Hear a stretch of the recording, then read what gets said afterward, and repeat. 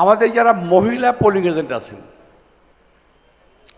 আমি মহিলা পোলিং এজেন্টের বিশেষ দৃষ্টি আকর্ষণ করছি। খেয়াল রাখবেন, বোরকা পরে যারা যাবে ওদের দুটি হাত, বোরকার পকেট, এগুলো চেক করতে হবে, হাত ধরে দেখতে হবে, আর এরা মহিলা না পুরুষ নিশ্চিত হতে হবে। ঠিক আছে?